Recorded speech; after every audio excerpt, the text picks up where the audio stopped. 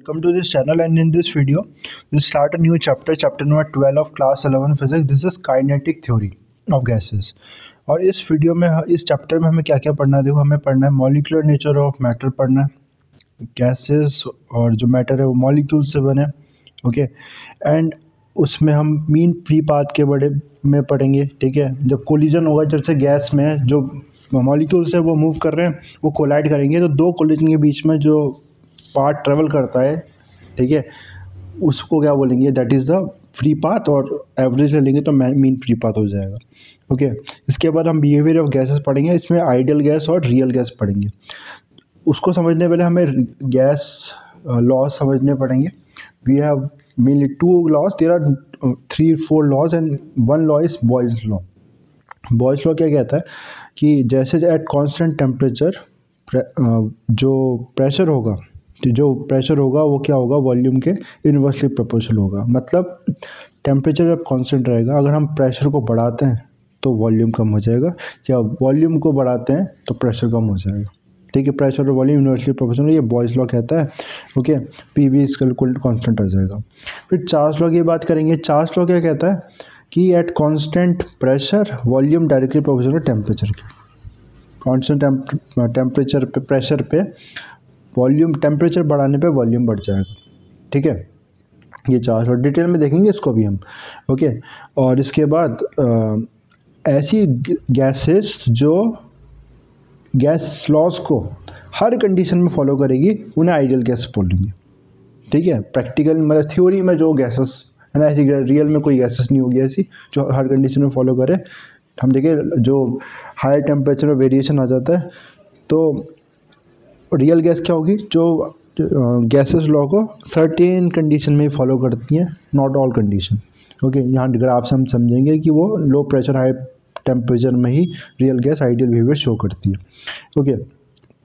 इसके बाद हमें जो बात करनी है वो है kinetic theory of an ideal gas, ठीक है। कुछ पॉस्टुलेट्स होंगे इसमें, जैसे कि जो मॉलिक्यूल से बना है और वो मॉलिक्यूल इलास्टिक है, रिजिड है, उनका साइज़ बहुत कम है, वो रैंडम डायरेक्शन में मूव कर रहे हैं, उनमें कोलिजन इलास्टिक होगा, ये सारे पोस्टुलेट से करनी थ्योरी के, ओके।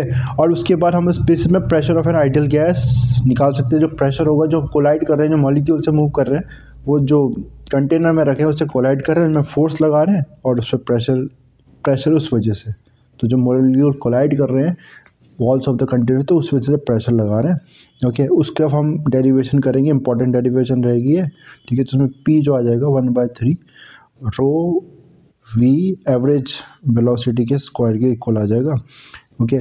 फिर काइनेटिक इंटरवेशन टेम्परेचर देखेंगे हम। जो टेम्परेचर है वो वेलोसिटी पे, ठीक है, मॉलिक्यूल की वेलोसिटी पे डिपेंड करता है, ओके।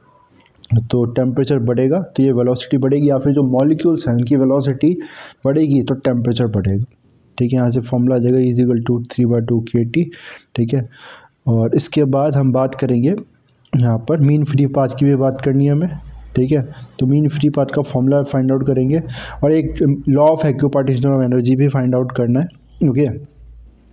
तो एक्यूपार्टीशन ऑफ एनर्जी में क्या हो जाएगा कि हर एक डिग्री ऑफ फ्रीडम में एनर्जी इक्वली डिस्ट्रीब्यूट हो जाएगी। डिग्री ऑफ फ्रीडम क्या होगा, दो तरह से डिग्री ऑफ फ्रीडम को डिफाइन कर सकते हैं। एक तरह से तो ऐसे डिफाइन करते हैं डिग्री ऑफ फ्रीडम को कि कितने तरह से मोशन कर सकता है जो मॉलिक्यूल है, ठीक है। जितने तरह से मोशन कर सकता है उतनी उसकी एनर्जी होगी, ओके। और या फिर कितने कोऑर्डिनेट चाहिए उसकी पोजीशन और कॉन्फ़िगरेशन बताने के लिए, that will be degree of freedom. Detail में उसको पढ़ेंगे। और तो हर एक डिग्री ऑफ फ्रीडम में इक्वल एनर्जी होगी, ½ kT, ये एक्यूपार्टीशन ऑफ एनर्जी कहती है, ओके। और इसके बाद हम स्पेसिफिक हीट कैपेसिटी की बात करेंगे मोनो एटॉमिक गैस के लिए। स्पेसिफिक कैपेसिटी हम पढ़ चुके हैं कि एक यूनिट, एक मोल गैस को हीट टेम्परेचर 1 डिग्री राइज करने के लिए इतनी हीट देनी पड़ेगी।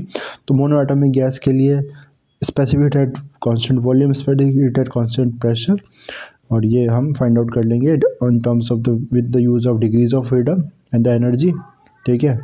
तो ये वैल्यूज़ फाइंड आउट करेंगे।